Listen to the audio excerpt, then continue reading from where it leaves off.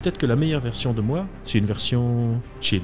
Si vous souhaitez mieux comprendre le fonctionnement de votre cerveau et de vos émotions, alors l'épisode de cette semaine va vous plaire. Qui va me protéger de moi? Quand la source des fake news, c'est mon propre cerveau. Je prends mon travail très au sérieux, mais je ne me prends pas moi, Albert, au sérieux. Mais pour moi, réussir la vie, c'est qu'elle passe avec le moins de souffrance pour moi et les autres. Donc tu dis que la vie n'a pas de sens, mais tu viens de lui donner un sens. J'ai le plaisir d'accueillir Albert Moukébert, docteur en neurosciences et psychologue clinicien porté par une mission, comprendre les mécanismes cognitifs de notre cerveau. Quoi? Tu es juste cadre?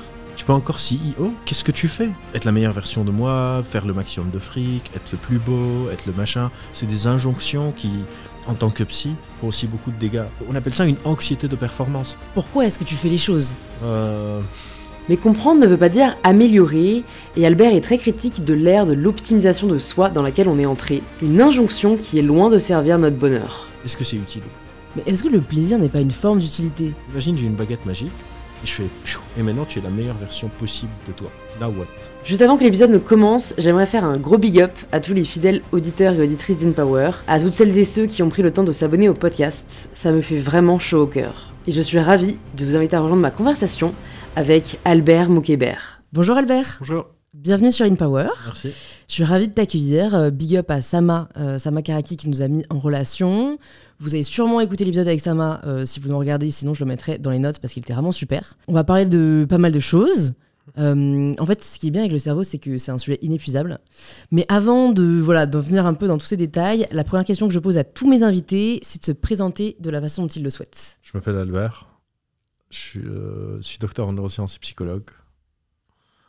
Et j'aime bien pas faire beaucoup d'efforts. Tu aimes bien pas faire beaucoup d'efforts. Est-ce que c'est pas paradoxal avec le fait de faire un doctorat? Non. Parce que pour moi, de toute façon, on se réveille, on doit faire des choses. Il se trouve que j'ai fait un doctorat. Ça veut pas dire que c'est facile et tout, mais j'avais mes potes au labo que j'aimais beaucoup. Je faisais mon master. Je voulais vraiment pas ne plus être au labo. J'ai fait plus une thèse pour être avec mes potes. Et le sujet m'intéresse évidemment, mais je pense pas que faire une thèse, parce qu'on l'a construit petit à petit une thèse, donc on n'a pas conscience du truc. Je pense pas que ça soit plus difficile que n'importe quoi qu'on apprend au fur et à mesure. Mais t'as voulu être docteur en neurosciences et psychologue. T'aurais pu te satisfaire de juste docteur en neurosciences. Parce que c'est pas comme ça que ça s'est passé. D'accord. En fait, j'ai fait mes études au Liban, et en sachant que j'étais pas très bon à l'école, j'ai eu beaucoup d'errance dans mes études. J'ai fait tout et n'importe quoi en gros. Tu peux nous dire, c'est quoi tout et n'importe quoi?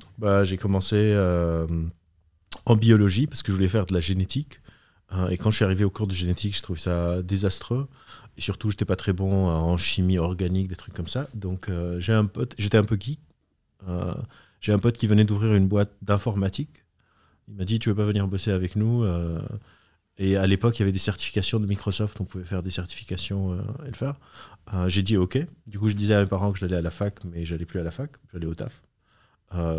Travailler en informatique, en ordi. Puis à un moment, mon père voulait payer la scolarité. Je lui ai dit non, il n'y a pas besoin, je travaille. Il m'a dit non, tu dois au moins avoir un diplôme, même si tu veux faire de l'informatique, on s'en fout, mais tu peux pas, parce que demain, ton pote, sa boîte ferme, qu'est-ce que tu vas faire? Je dis bon ok, je suis reparti à la fac. Et la fac où j'étais, c'est l'université américaine de Beyrouth. Dans le système américain, tu peux choisir tes matières. C'est pas, c'est plus. C'est un peu à la carte. C'est un peu à la carte. C'est sympa ça. Tu as un diplôme et après tu peux piocher un peu. Et tu peux être ce qu'on appelle majorless, c'est-à-dire que tu n'as pas de cursus majeur, encore. Et donc tu peux découvrir. Donc je suis reparti à la fac, j'ai pris les cours d'informatique, j'ai détesté, c'était un cauchemar. Et donc j'ai commencé à prendre des cours de tout et n'importe quoi. Littéralement, j'ai pris des cours de s'occuper des animaux domestiques, des cours de poterie, de peinture, etc. Et un jour, j'ai pris un cours de psycho. Et il se trouve que soudainement, j'étais relativement bon. Je galérais plus à avoir de bonnes notes, la prof était top. Donc j'ai commencé à faire de la psycho. J'ai eu une licence de psycho et un doc de bio, parce que j'avais commencé en bio bien avant. Et je savais pas trop quoi faire. Et j'ai une amie qui était venue à Paris pour faire des études. Elle m'a dit, pourquoi tu viens pas... J'ai beaucoup suivi mes potes, en fait. Pourquoi tu viens pas faire un master de psycho et après, si tu veux rentrer au Liban, tu rentres au Liban. Je dis, ok. Elle m'a dit, moi, je te présente le dossier et tout. Si tu es pris, tu viens. J'étais pris. Je suis venu faire un master 1 à Paris 5 à l'époque, à Boulogne. Il fallait un stage. Donc, j'ai trouvé un stage à la Pitié-Salpêtrière. Et il se trouve qu'en France, il me dit, on est en train d'ouvrir un master de neurosciences. Est-ce que tu voudrais pas faire ça? J'ai dit, ok. Je fais mon master de neurosciences. Il dit, il y a une bourse, tu veux présenter pour une bourse, pour une thèse? J'ai dit, ok. C'est pas genre je me suis mis et j'ai planifié ma vie en disant j'ai envie d'être psychologue et neuroscientifique. Je voulais rester avec mes potes. Ouais, Qui sont encore mes potes. Donc, mais ça a bien tourné, parce que parfois tu veux rester avec tes potes et en fait tu vends de la drogue. Ouais, tu vois. Je pense que j'en ai fait aussi ça, mais... mais toi, après, choisis la voie de la raison. Voilà, exactement. Il y a quelque chose qui m'interpelle dans ton discours, dans ce que j'ai entendu et lu de toi. Et qui, d'ailleurs, quand on s'est appelé avant d'organiser cet épisode, j'avais cru que tu faisais référence à, tu sais, mon blaze sur les réseaux, qui est My Better Self. Ouais, alors, je savais pas du tout. Et du coup, ça m'interpelle. Pourquoi est-ce que toi, tu es critique, et je respecte totalement ça, de cette démarche de vouloir devenir la meilleure version de soi-même? Je suis critique, pas de la démarche, je suis critique de l'injonction. C'est-à-dire, si une personne me dit, moi, je sais pas, j'adore les échecs, je veux être le meilleur joueur d'échecs au monde, ok. Mais ma critique, c'est dans une période, c'est pas du tout contre ton blaze, etc. Oui, je savais pas quand je l'ai dit. Mais même moi, je deviens critique de ça aussi. C'est que on veut pousser les gens à être les meilleures versions d'elles-mêmes, indépendamment du prix que ça coûte, indépendamment de qu'est-ce que ça fait, de la pression qu'on se met, etc., sans vraiment comprendre pourquoi. C'est comme si le but est juste d'être la meilleure version de soi-même. Est-ce que la meilleure version de moi-même va... Déjà, qu'est-ce que ça veut dire moi-même? Donc moi, je travaille beaucoup sur cette notion qu'on appelle le self. C'est quoi moi-même? Est-ce que moi-même, par exemple, disons moi, donc je suis neuroscientifique, je suis psychologue, mais aussi j'aime bien jouer aux jeux vidéo, j'aime bien les échecs, j'aime bien mes potes. La meilleure version de moi-même, est-ce que c'est le meilleur neuroscientifique possible? Et si je veux être le meilleur neuroscientifique possible, malheureusement, le temps est ce qu'on appelle un jeu à somme nulle. C'est-à-dire, par exemple, maintenant, on est en train de filmer ce podcast, cette émission, je sais pas. Ça veut dire que je ne peux pas être ailleurs. Donc, si moi, je veux être la meilleure version de moi-même de neuroscientifique, ça veut dire que, par exemple, je vais jouer moins aux jeux vidéo. Donc, je vais être une moins bonne version de moi-même en tant que joueur de jeux vidéo, ou une moins bonne, etc. Et donc, automatiquement, on est en train de perdre d'autres trucs. Ça, c'est un. Deux, c'est la pression. C'est-à-dire, est-ce que j'ai besoin d'être la meilleure version de moi-même pour ce que je veux faire dans la vie? Par exemple, j'ai envie de passer la vie de la manière avec le moins d'efforts possible. Être une meilleure version de moi-même, ça va paradoxalement aller contre ce que j'ai envie. Et surtout, cette universalité de vision améliorative de l'humain qui souvent déteint, c'est pas obligatoire, mais qui souvent déteint sur un côté très individualiste. C'est-à-dire, je veux être la meilleure version de moi-même, indépendamment de ce que ça me coûte. Même si ce que ça me coûte, c'est écraser d'autres gens, perdre en redistribution des ressources, etc., etc. Il y a tout ce truc de, s'il y a quelqu'un de toxique dans la vie, coupe-le de ta vie, etc. Non. Si mon meilleur pote devient toxique, je ne vais pas le jarter de ma vie. Je vais essayer de voir est-ce que je peux l'aider, par exemple. Pour moi, c'est des valeurs qui sont très... connecté aujourd'hui, encore une fois, en tant que mouvement. Si une personne me dit, je sais pas, je vais être le meilleur chercheur au monde, je vais essayer de l'aider pour être le meilleur chercheur au monde, sans que moi je le devienne. Mais c'est très... ça ôte une dimension sociale qui pour moi est nécessaire pour notre espèce, et donc ça s'inscrit aussi dans une philosophie plus large de être la meilleure version de moi, faire le maximum de fric, être le plus beau, être le machin. C'est des injonctions qui, en tant que psy, font aussi beaucoup de dégâts. Parce que parfois, on se dit, je fais tous les efforts au monde, c'est ça la meilleure version de moi-même? Genre, je sens que je suis encore pas top, il y a tellement de gens meilleurs que moi. Et donc, notre cerveau est comparatif. Et je pense que ça a beaucoup de... Je comprends l'intention qui est très positive, de genre, sois la meilleure version de toi-même, mais quand on regarde dans le réel, je trouve que ça a des effets très paradoxaux qui peuvent être très délétères. Et peut-être que parce que, en tant que psy, je vois beaucoup plus de personnes qui vont mal à cause de cette injonction. Tout à fait. Mais en fait, moi, ma question, c'est... Enfin, ce que je me demande, c'est est-ce qu'on le choisit vraiment? Je pense que j'ai l'impression de l'extérieur qu'il y a un facteur...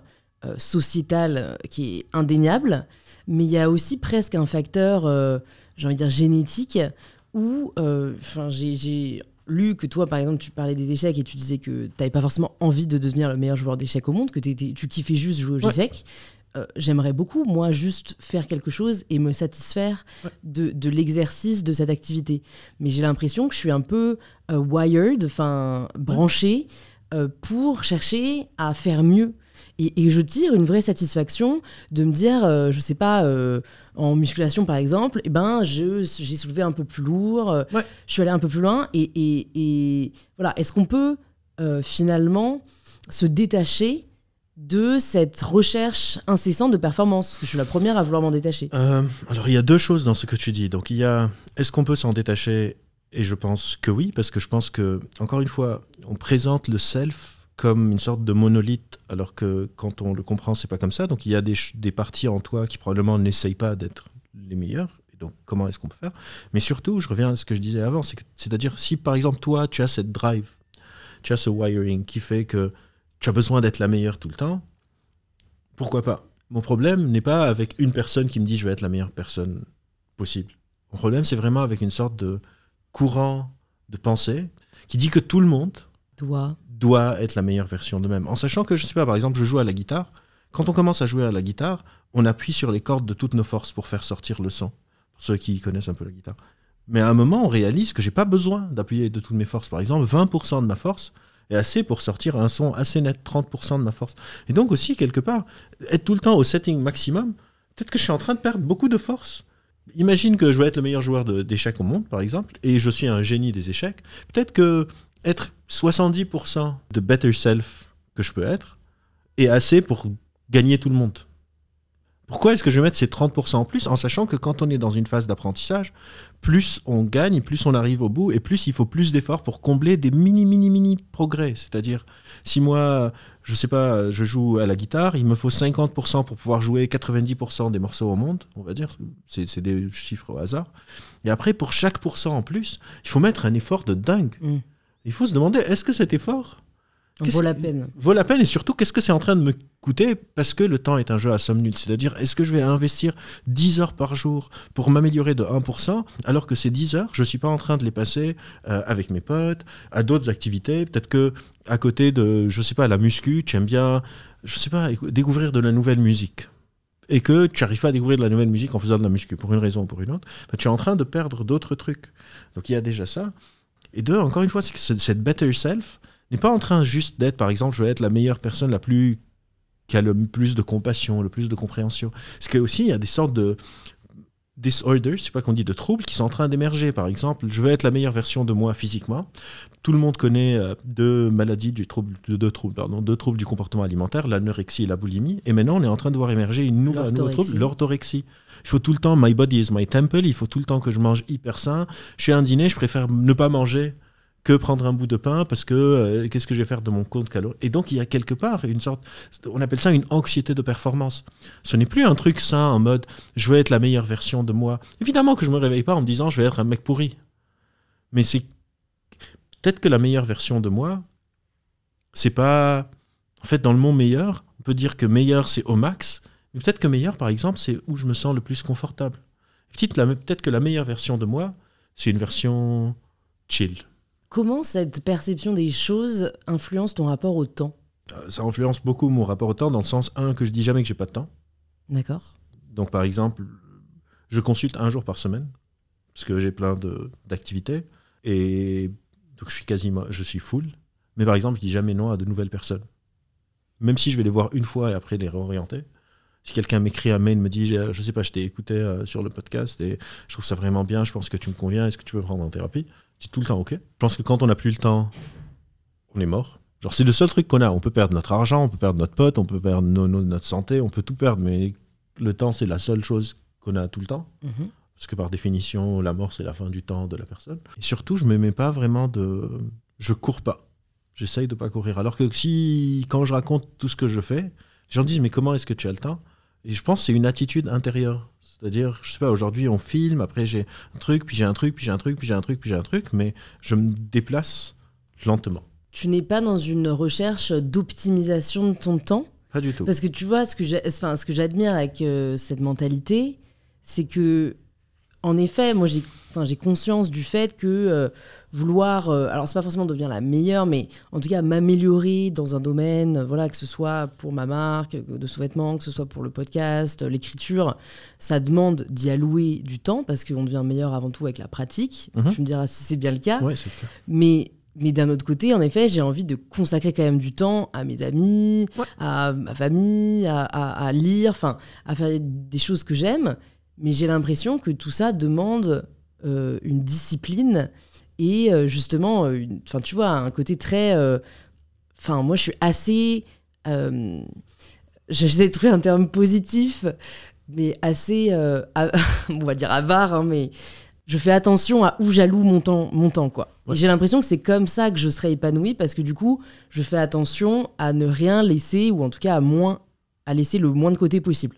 Alors que moi, j'ai un peu le truc inverse. C'est-à-dire, moi, perdre du temps, c'est quelque chose qui n'est pas très grave. Pour des raisons aussi liées à mes sujets d'études. Par exemple, perdre du temps, genre j'ai pas envie de perdre mon temps, c'est un truc très récent dans l'histoire de l'humanité. On appelle ça la commodification du temps. C'est quand le temps est devenu une commodité. C'est devenu quelque chose qui a une valeur. Et ça a commencé il y a 200-300 ans avec la révolution industrielle, la création de l'emploi, etc. On n'a pas, en tout cas, j'ai pas trouvé, s'il y a des personnes qui connaissent, je suis très content d'en découvrir, mais j'ai pas trouvé aucune trace d'un texte qui parlait de la perte du temps avant genre 1700. Ça n'existe pas. Parce que le temps est quelque chose qui est en trame de fond. C'est tout ce qu'on a. Et je trouve ça assez fascinant. Que pendant la majorité de notre existence, le temps n'a jamais été une pression. Alors qu'aujourd'hui, je sais pas, tu veux voir ta pote, vous devez vous écrire et limite organiser un planning de dingue pour se voir. Avec ma pote, genre, est-ce que tu serais disponible pour un déjeuner mardi? Non, mardi je peux pas, mercredi. Et moi, j'aime bien la spontanéité des rapports humains. Tu passes pas dans le quartier, salut Albert, je suis chez toi, tu es à la maison, oui, monte. Même si je suis en train de faire quelque chose, genre passe. Et on va, je sais pas, prendre un café, on prend un thé, ou au pire, chacun fait ses trucs, mais on est ensemble. Et donc parfois, c'est important pour moi de perdre du temps, de me rappeler tout le temps que ce truc ne devrait pas devenir un truc hyper important. Parce que je pense pas que maximiser le temps qu'on met dans un truc automatiquement le rend meilleur. Je pense que ça passe par la pratique, mais ça passe aussi parfois par laisser de côté, par voir qu'est-ce qui se passe. Quand on est dans le contrôle, on laisse tellement peu de place à l'imprévu. J'aurais pu m'écrire, me dire j'ai rencontré Sama, est-ce que tu veux venir ici? J'ai mon livre à écrire, j'ai des tonnes de trucs, etc. Te dire c'est pas le moment, je suis sous l'eau, etc. Je dis ok. Genre. Ça a une limite, ça, quand même. Oui, bien sûr. Tu vois, c'est-à-dire que si t'étais... tu vois, si là, après cet épisode, tu reçois 200 messages de personnes qui veulent une consultation, tu peux... Je les mets sur un an, s'il faut. Je leur dis, voilà, si vous voulez, vous venez en janvier. Mais est-ce que ça veut dire que tu dis oui à tout? Ouais, quasiment. Ah, donc t'es en mode yes man. Ouais. T'as vu le film? Ouais. Sauf que je suis pas en train de yes maner un patron ou quelqu'un. Je suis en train de yes maner... Ta vie. Pas nécessairement ma vie, c'est-à-dire, en fait, par défaut, je dis oui, et il me faut une raison très légitime pour dire non. On va dire ça comme ça. Après, j'ai des priorités, par exemple, je sais pas, il y a le dîner du siècle, et genre, c'est le who's who de tout le monde, je sais que ça va me faire un networking de dingue pour mon taf, etc., mais, je sais pas, des potes à moi m'ont dit qu'on va hang out pour un truc important pour l'un d'entre eux, je vais aller voir mes potes, ou je vais passer du temps avec ma fille, ou... Je sais pas, mais parfois je vais peut-être aller au dîner. Mais en général, par défaut, je dis oui, sauf quand j'ai une raison importante de dire non. Par exemple, je sais pas, on m'invite à un podcast sur une chaîne qui a reçu des personnes qui, pour moi, ne devraient pas avoir de plateforme pour des raisons. Je suis quelqu'un d'assez engagé, donc pour des raisons idéologiques, politiques, je vais pas dire oui. Mais une chaîne qui a un abonné, et c'est la maman de la personne qui a la chaîne, me dit j'ai vu tes vidéos, je trouve ça vraiment top, je suis en train d'essayer de démarrer un podcast, j'ai besoin est-ce que tu peux venir, ça va te prendre 5 heures. Je dis ok. Parce que je prends ça va paraître très prétentieux, mais je sais pas comment l'expliquer différemment, je prends mon travail très au sérieux, mais je me prends pas moi, Albert, au sérieux. Je suis pas en train de chercher à réussir dans le sens de la réussite professionnelle. Je suis en train de chercher à essayer de réussir la vie, évidemment, mais pour moi, réussir la vie, c'est qu'elle passe avec le moins de souffrance pour moi et les autres. Est-ce que tu as changé de vision des choses là-dessus? Est-ce que tu avais la même définition de la réussite de la vie il y a 20 ans? Non, en fait, c'est marrant, parce que quand j'étais en train de grandir, tout le monde me disait, à un moment, tu vas grandir. Genre, tu vas abandonner ce côté. Et j'en parlais avec un de mes potes la dernière fois, parce que je disais, en fait, je deviens de plus en plus radical sur ce truc. Alors que les autres sont en train d'aller... En anglais, on dit adulting. Tout le monde est en train de adult autour de devenir moi. des adultes, quoi. Ouais. Ouais. Et moi, j'ai l'impression que je me radicalise sur ce truc de... Je sais pas, par exemple, quelqu'un m'écrit pour une conf, je dis non, je peux pas. Il me dit non, mais on a un budget, je sais pas, je peux te payer des sommes qui sont parfois, en tout cas pour moi, complètement démentes.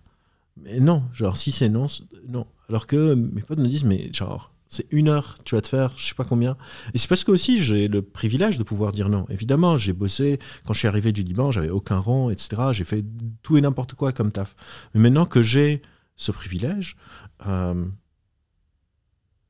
j'ai pas envie. Je sais pas, j'ai pas envie en fait. Bah, c'est ce qui compte le plus au final, en effet. Ça je comprends pas, je comprends pas le truc. Je sais pas, je fais un truc qui marche très bien, et on me dit, bah maintenant il faut un deuxième. Non.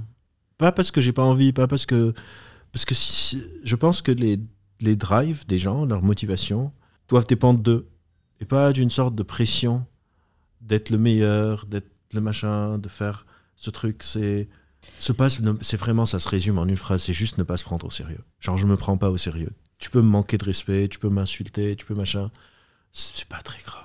Je me prends pas au sérieux. Mais juste ne dis pas des choses qui sont fausses sur la compréhension du monde. Genre, je suis beaucoup plus énervé quand quelqu'un va parler, je sais pas, va dire on n'utilise que 10% de notre cerveau et on va vous entraîner à en utiliser plus, que si quelqu'un vient et m'insulte. Je suis pas particulièrement attaché à moi. Mais ça, d'ailleurs, c'est assez fou. J'écoute pas mal de podcasts anglophones et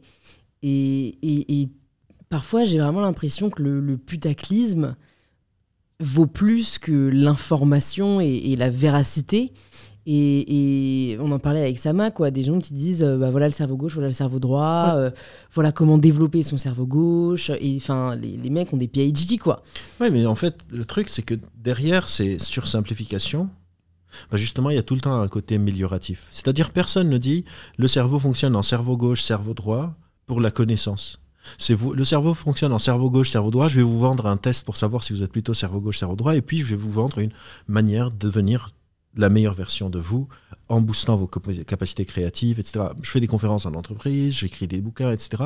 Et tout le temps, on me dit bah, qu'est-ce qu'on va tirer de ta conf ? Genre, comment est-ce qu'on va l'utiliser ? Et 9 fois sur 10, je dis il n'y a rien. J'ai pas de technique magique. Genre, je travaille sur les biais cognitifs, une sorte de manière de fonctionner de notre cognition. Je dis, ok, mais est-ce que vous pouvez nous proposer un atelier sur comment être moins biaisé ? Genre, non. Non, moi, je pense qu'on est une espèce hyper intéressante. Je pense que notre cerveau est un organe hyper intéressant. Et ce qui m'intéresse dans mon métier, c'est de transmettre cette complexité, de dire, c'est hyper compliqué, en fait. Et d'expliquer pourquoi c'est hyper compliqué. Et donc, c'est presque en opposition avec ces tips and tricks pour devenir plus créatif, pour devenir meilleur raisonneur, pour devenir un meilleur leader, etc. Mais ces trucs de sursimplification du cerveau, je vous êtes déprimé parce que vous manquez de sérotonine, les réseaux sociaux nous rendent addicts parce que vous êtes de la dopamine, etc. Et il y a tout le temps derrière cette vision améliorative qui automatiquement est commerciale parce que je vais vous rendre meilleur grâce à moi. Et donc, ça va être faites une dopamine détox. Et venez faire mon cours de 8 séances de dopamine détox. Il y a un livre qui s'appelle genre Draw with your right side of the brain, genre comment dessiner avec ton... Même pour des choses qui ne sont pas supposées être de la performance, genre apprendre à dessiner, supposé être une sorte de plaisir sans pression, ça devient sur les neurosciences. D'ailleurs, c'est un peu le sujet de mon prochain livre, c'est cette neuromanie de vouloir tout expliquer par les neurosciences pour vouloir... Parce que ça fait sérieux, parce que ça fait scientifique. Genre, on a trouvé l'aire du cerveau qui est pour la peur. Apprenez à reprogrammer votre amygdale. Et c'est de là c'est vendeur, hein, ouais. Parce qu'il y a cette dimension de vente derrière. Alors que pour moi, la connaissance est intéressante en tant que telle, même si elle n'est pas opérationnalisable. Et grâce à cette discussion, je pense que ça m'a un peu clarifié les idées. C'est-à-dire que je ne suis pas tant contre devenir une meilleure version de soi, tant que je suis contre vouloir tout le temps puiser une utilité de tout. Tout doit être utile. À quoi ça va servir ? Quand une boîte me contacte pour un truc, elle me dit comment est-ce que ça va aider nos collaborateurs ? Parce qu'il ne faut pas dire salariés maintenant, il faut dire collaborateurs, alors que c'est des salariés. Comment est-ce que ça va aider nos collaborateurs ? Je leur dis, ils vont juste apprendre des trucs. Ça va pas, genre, il n'y a rien. Je peux pas, si je pouvais aller vous faire une conférence de 1 heure et après vos équipes sont plus créatives, gérer le prix Nobel. Je serais pas en train de vous faire des confs. C'est dingue de se dire, je vois une personne qui a une dépression légère et on a besoin de 1, 2, 3 mois de thérapie pour aller mieux. Et puis je vois des gens qui sont en train de promettre monts et merveilles dans un atelier inspirant de 2 heures, de 9 heures à 11 heures du matin. Et après, genre, pour moi, c'est presque insultant à notre complexité. Et dangereux pour la vulnérabilité des personnes qui entendent tout ça. Je pense pas que c'est hyper dangereux. Je pense pas qu'il y a des gens qui sont en train, genre, leur vie est en train d'être cassée parce qu'ils ont fait. En fait, je pense que ça change pas grand chose. C'est-à-dire, ces ateliers on va booster la créativité, on va booster le team building, etc. Je pense pas que ça booste, je pense pas que c'est délétère. C'est juste que ça coûte de l'argent, ça coûte du temps, ça coûte des trucs, etc. Et ça crée une illusion d'amélioration. Alors que je pense qu'on devrait questionner cette vision améliorative de l'humain, que l'humain est né pour être la meilleure version de lui. Ça peut être pour être la meilleure version de, je sais pas, la ville dans laquelle on vit, d'avoir un côté plus social.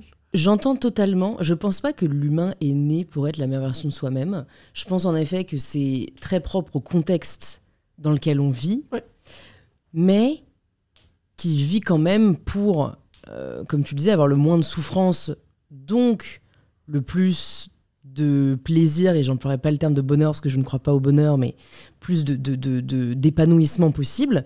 Et pour moi, ça peut passer par une amélioration. Par exemple, moi, il y a un sujet, j'en parle à toutes les personnes qui maîtrisent de près ou de loin le cerveau, un sujet sur lequel j'aimerais vraiment m'améliorer, c'est le niveau de concentration et surtout le flow, donc à savoir un niveau de concentration tel qu'on oublie que le temps passe. C'est-à-dire que moi, j'ai toujours une conscience aiguë du temps qui passe, et de ce que j'ai à faire après, etc. Et les moments dans ma vie où j'ai été le plus épanouie, c'était quand je perdais la notion du temps et j'étais tellement dans mon truc que mon cerveau lâchait prise, entre guillemets. Ça, tu me dis ce que t'en penses. On peut critiquer cette volonté de vouloir toujours, du coup, s'améliorer, mais le fait est que ça me rendrait plus épanouie. Oui, encore une fois, on est en train de mélanger ta volonté en tant qu'individu et une injonction sur les autres, que tout le monde devrait faire ça. Par exemple, l'état de flow, super état, nécessite 2 facteurs. C'est quelque chose qu'on a étudié. Il faut qu'une tâche soit difficile et que ton niveau soit très bon.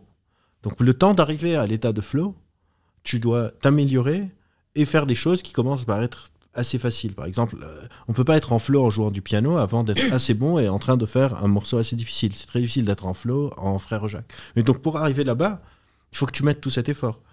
Pour que tu mettes tout cet effort, c'est un effort que tu n'es pas en train de mettre ailleurs. Et donc, il faut décider, délibérer. Et le problème, c'est que quand tu as cette vision améliorative de toi, c'est que parce que ça coûte du temps et de l'énergie, etc., ça peut être très frustrant. Parce que l'apprentissage est quelque chose qui est difficile, tu vas sentir que tu stagnes, que tu es sur un plateau, que plus rien n'est en train d'avancer, que parfois tu es même en train d'aller en arrière, donc que tu persévères, tu vas être peut-être plus irritable, tu vas peut-être t'énerver plus facilement sur des gens qui bossent avec toi, sur tes potes, etc. Et il faut accepter tout ce chemin. Le problème, c'est quand on dit « je vais développer une technique qui te permet d'être en flow en 10 minutes ». Et donc la personne, et après derrière il y a des commentaires « oui, j'ai essayé, c'est trop bien, c'est trop bien ». Donc imagine une personne qui l'essaye et pour qui ça ne marche pas. Cette personne intériorise son incapacité. Ouais, elle se dit « je suis nulle ». Alors que non, c'est pas qu'elle est nulle, c'est que la méthode est un peu pourrie. Mais la méthode est certifiée, c'est une personne hyper connue qui l'a faite, etc. Et on le voit dans tout, que ce soit, je sais pas, dans les compétences sociales, dans juste la satisfaction de vie. On appelle ça, en anglais, ça s'appelle la hedonistic treadmill. Oui. L'adaptation hédonique, en français. L'adaptation. Adaptation hédonique. Je trouve qu'en anglais, c'est mieux, parce que treadmill, c'est le tapis de gym. Ouais. Et c'est cette course permanente de vouloir tout le temps chercher une sorte d'état de grâce, que ce soit le flow, que ce soit la satisfaction, que ce soit ne plus avoir d'émotions négatives. Et paradoxalement, c'est cette course qui est en train d'empêcher ces sensations d'arriver.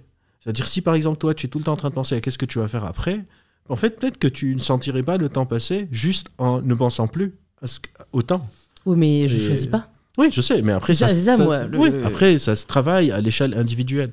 Et enfin, la version améliorative, quand on dit on veut passer la vie avec le moins de souffrance, il y a des personnes pour qui la souffrance n'est pas quelque chose d'individuel, c'est quelque chose de collectif. Par exemple, je ne peux pas ne pas souffrir si je sais qu'il y a des gens qui souffrent. Je ne sais pas que moi, je suis comme ça. Mais déjà, la souffrance est différente pour tout le monde. Ouais.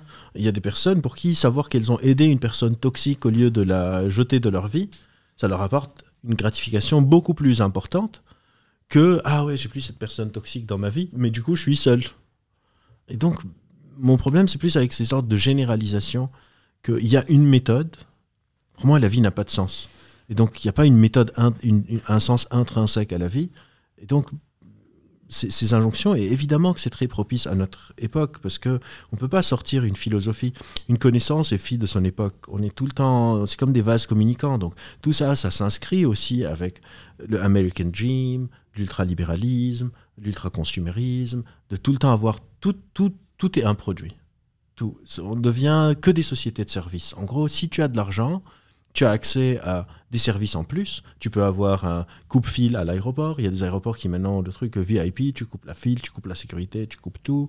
Tu peux avoir un taxi plus facilement. Tu peux avoir tout. Tu peux aller à des vacances plus cool, etc. Et donc l'index devient juste l'argent. Si tu as de l'argent, tu as une vie plus facile. Si tu n'as pas d'argent, et l'écart est beaucoup plus grand. Parce qu'il y a des gens qui vont me dire ça a toujours été comme ça. Non, l'écart n'a pas du tout été toujours comme ça. Du tout. Genre, c'est une sorte de mais c'est vrai que on aurait tendance à penser que quand il y avait des classes sociales, je sais pas, je pense à l'époque médiévale où tu avais voilà, le tiers-état, la seigneurie et les clergés, enfin, tu avais quand même une énorme diff. Alors c'était peut-être sur un pourcentage moins élevé, moins important de personnes riches, mais tu avais quand même des écarts surtout, qui en effet étaient... Mais il n'y avait pas le rêve, c'est-à-dire tu es né dans une case et tu le restes. Sûr. Donc ça change tes aspirations et tes ambitions. Tu ne pensais même pas que c'était possible, donc tu te contentais de ce que tu avais. Je suis né paysan, je ne peux pas me dire à moi, mon rêve c'est de devenir un seigneur. Parce que de prime abord, tu es mal né. C'est pas possible. Ouais. Notre cerveau est comparatif. On se compare avec des trucs qui sont dans notre environnement. Alors qu'avec le American Dream, c'est non, tout le monde peut devenir Steve Jobs, tout le monde peut devenir Bill Gates, etc. Alors que dans les stats, c'est pas vrai. Et donc tu internalises l'échec. C'est un peu le travail de Sama qu'elle développe dans son bouquin. C'est-à-dire tu vas internaliser l'échec parce que tu te dis tout le monde me dit que c'est possible et moi j'y arrive pas. Donc c'est de ma faute. Et du coup, tu te retrouves avec tous ces gens qui sont dans cette hedonistic treadmill, cette adaptativité hédonique ou hédoniste, où tu es tout le temps en train de courir, alors qu'on a des recherches qui montrent, genre qu'un joueur de foot qui dit « Ah, mon rêve, c'est de gagner la Coupe du Monde », il gagne la Coupe du Monde, et on va lui dire « Ok, est-ce que tous ces efforts que tu as faits, tu as reçu une récompense qui est assez satisfaisante ?» Et ils disent « En fait, non. Genre, j'étais très content, j'étais on top of the world pendant 2 jours, et après, c'était retour à l'entraînement. » Ouais. C'est quoi, toi, ton rapport à l'échec ? C'est chiant, genre c'est nul, personne n'a envie d'échouer. Une fois, je fais des vidéos parfois avec Welcome to the Jungle. Et on a fait une vidéo sur l'échec. Et ça me fait très marrer. Parce que très souvent, on ramène des gens, c'est quoi ton plus bel échec, etc. Et ce que j'expliquais, c'est que souvent, ces gens, ils sont pas là pour parler de leurs échecs. Ils sont là pour parler de leur réussite. Faire une sorte de fausse humilité, genre j'ai échoué, ma boîte était au bord de la faillite.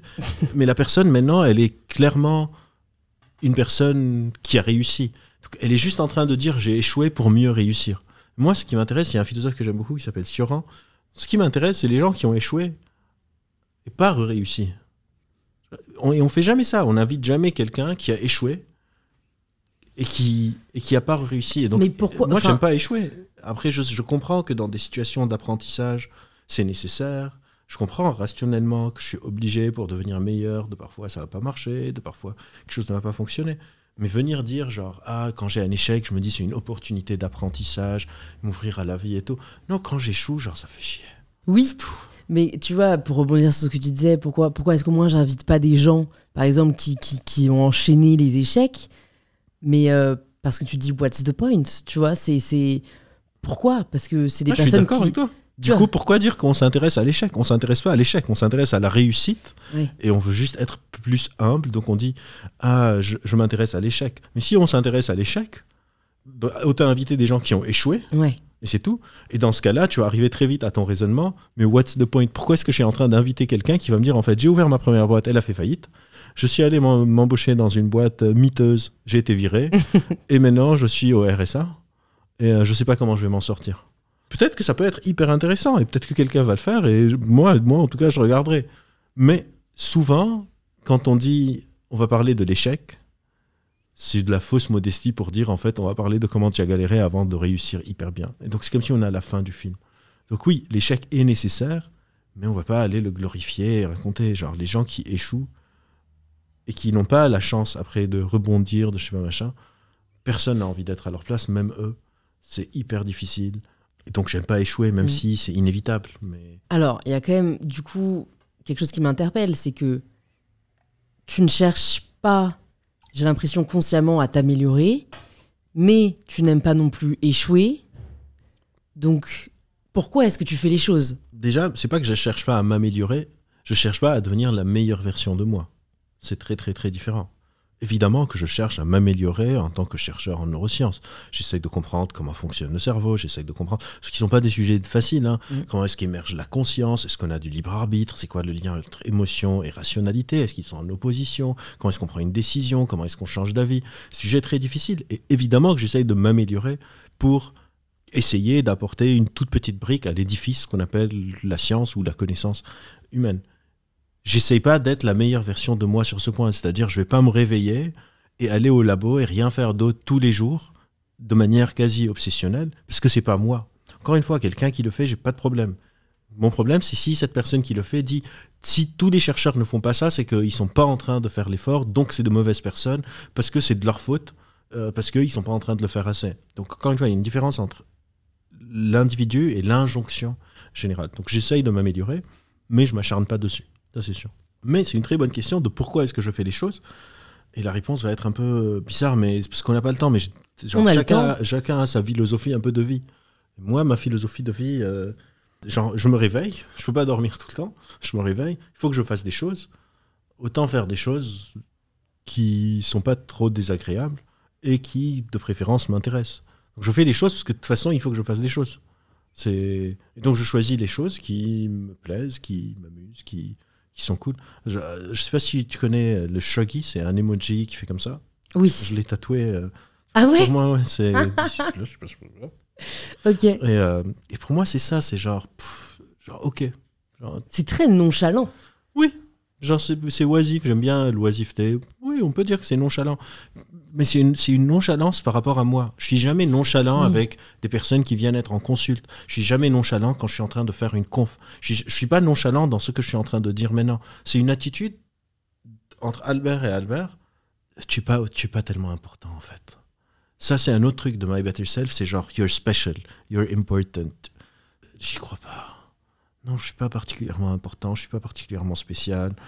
La majorité d'entre nous, on est moyen. C'est la définition de la moyenne. Et c'est très très bien. C'est très très très bien. J'ai pas particulièrement envie d'être autre chose.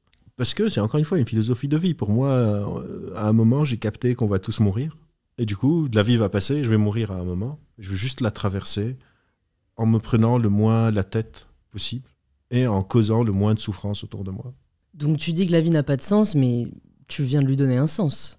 La vie n'a pas de sens, ça ne veut pas dire que la vie a un sens négatif, ça ne veut pas dire que la vie a un sens positif. La vie n'a pas de sens, c'est qu'il n'y a pas un sens inhérent à la vie extérieure à moi, et du coup, chacun d'entre nous est en train de lui donner un sens. Donc oui, moi je lui donne ce sens, et encore une fois, mon sens n'est pas universel. Le danger, c'est quand je commence à dire, j'ouvre demain un podcast et je dis « my oisif self », je dis à tout le monde, en fait, il faut que vous soyez tous flemmards, il faut que vous soyez tous, vous en foutiez du temps qui passe, que vous ne devrez pas vous prendre au sérieux. Non, je rencontre quelqu'un qui se prend hyper au sérieux, qui me dit, moi, en fait, je vais écraser tout le monde.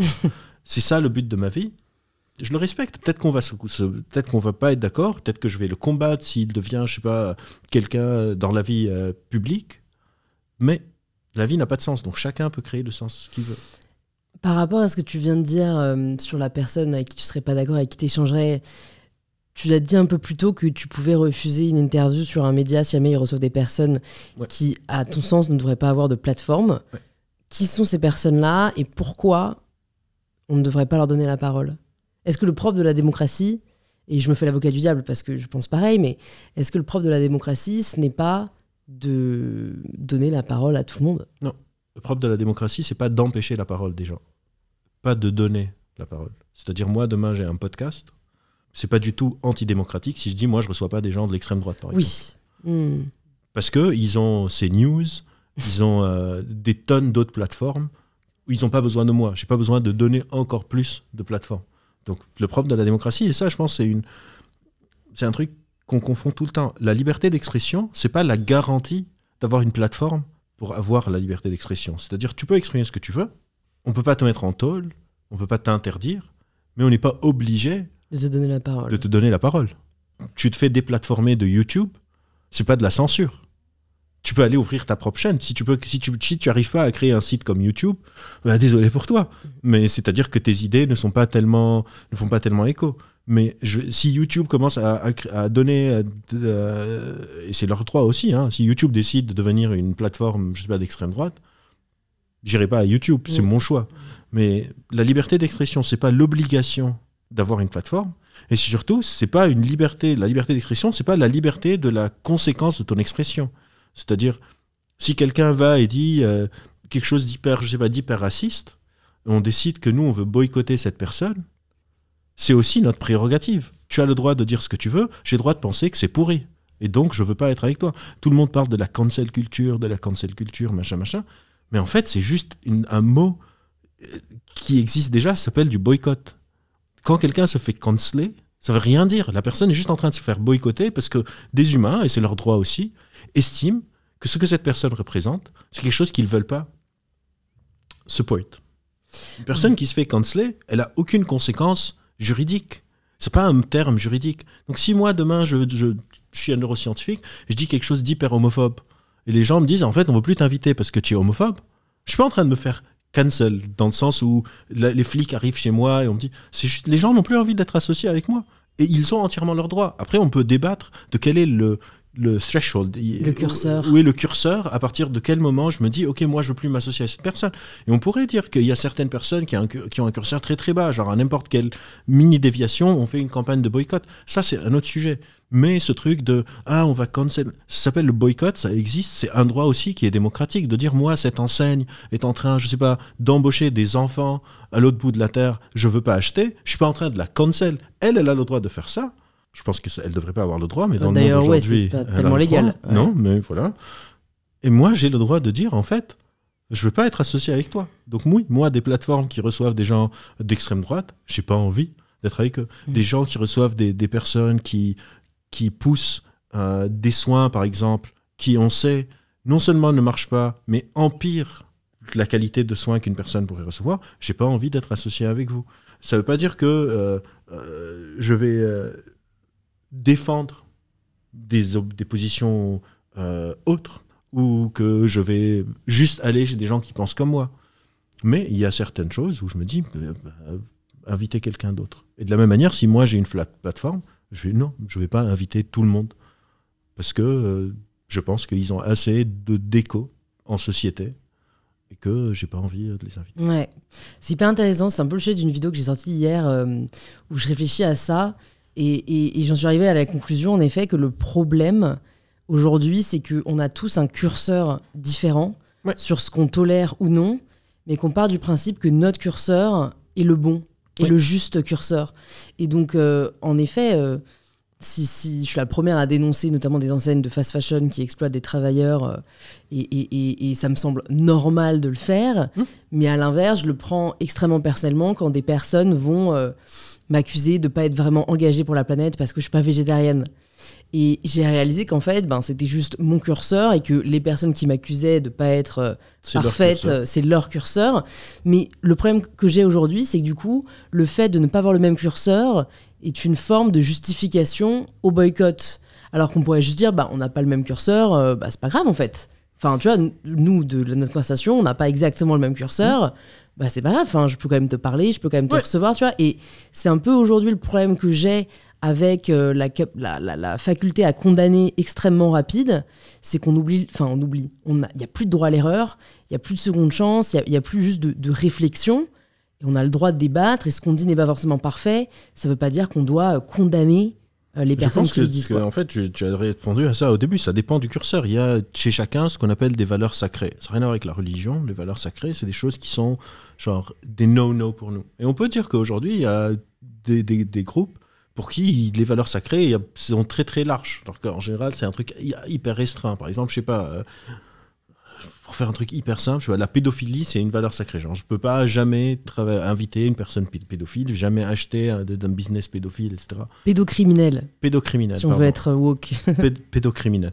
Oui, il y a des personnes aujourd'hui qui ont une sorte de valeur sacrée sur plein de sujets. Mais aussi, il faut se rappeler que c'est des pourcentages, c'est-à-dire il y a tout le temps une sorte de call qui est radical sur n'importe quel sujet, que ce soit le végétarianisme, véganisme ou l'antispécisme. Donc il y a des personnes qui sont antispécistes qui vont être plus radicales que d'autres. Il y a des personnes qui sont contre la fast fashion, mais qui se disent, bon, j'ai vu, je sais pas, des chaussures Nike qui sont vraiment cool, ou j'ai vu un truc sur Shein, je sais pas comment ça s'appelle, Shein.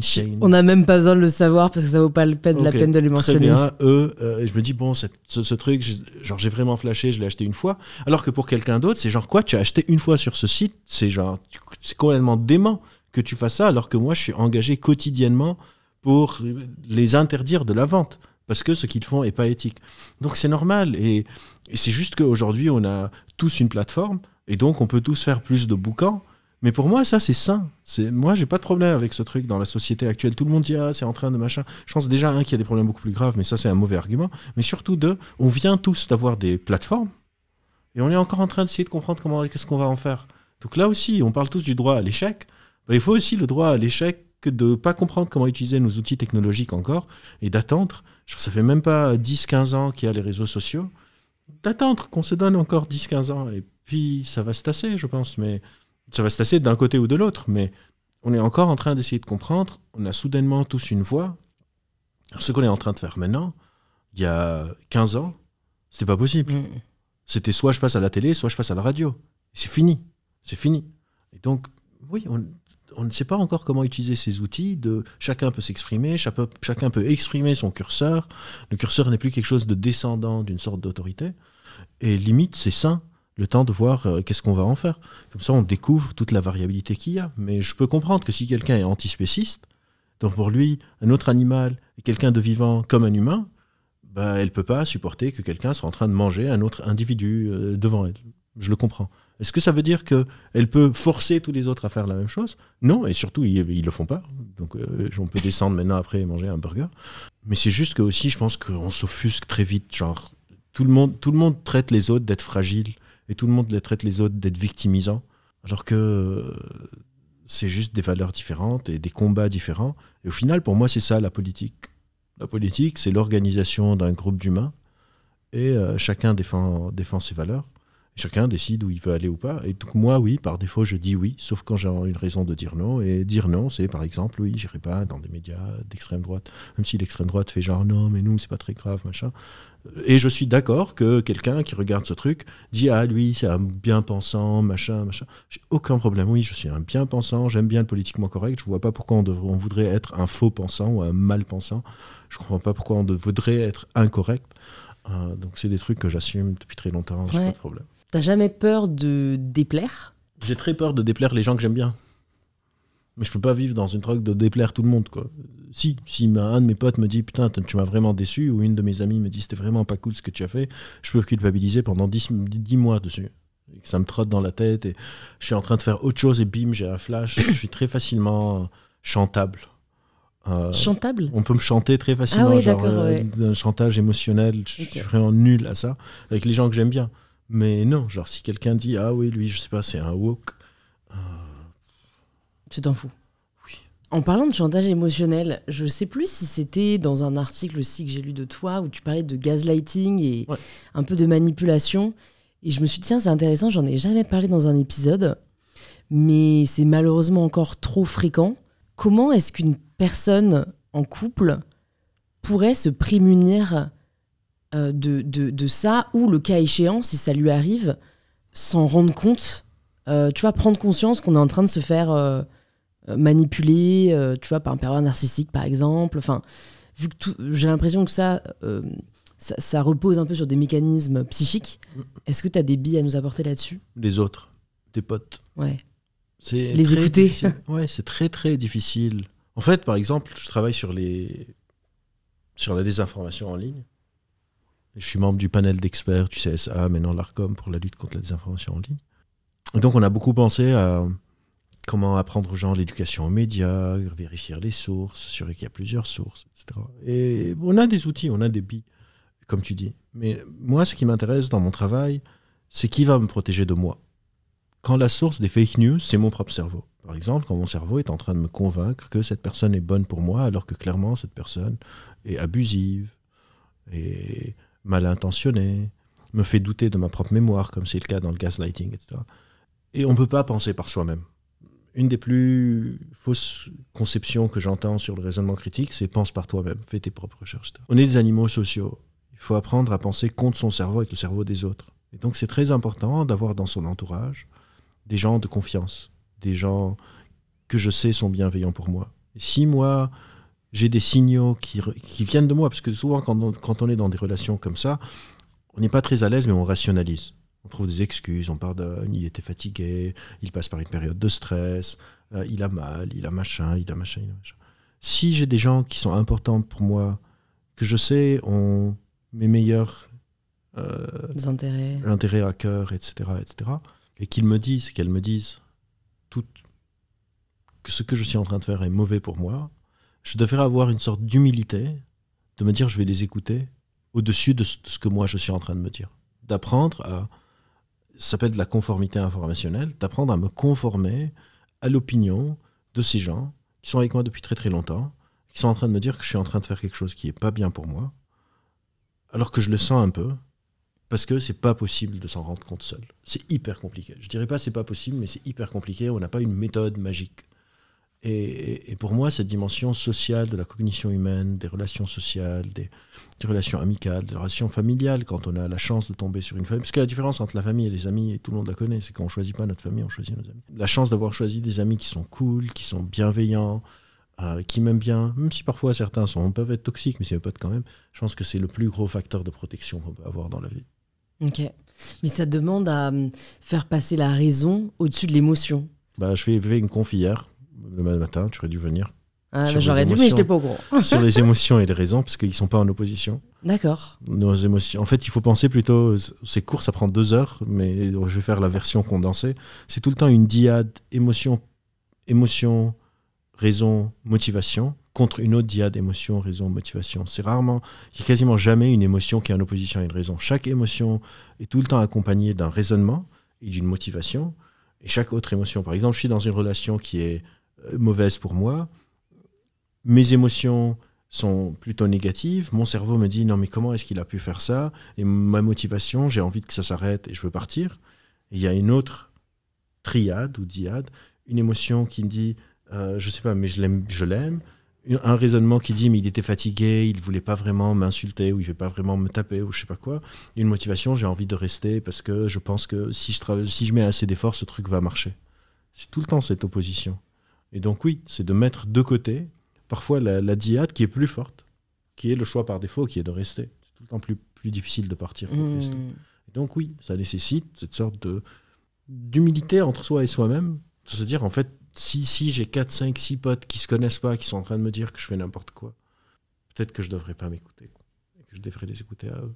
Est-ce que ce que tu nous partages sur cette dyade raison-émotion implique que la raison peut avoir une influence sur l'émotion? Parce que autant on sait que l'inverse est vrai, on dit l'amour rend aveugle, enfin voilà, le fait d'aimer quelqu'un ça peut nous faire des choses parfois qui n'ont pas vraiment de rationalité.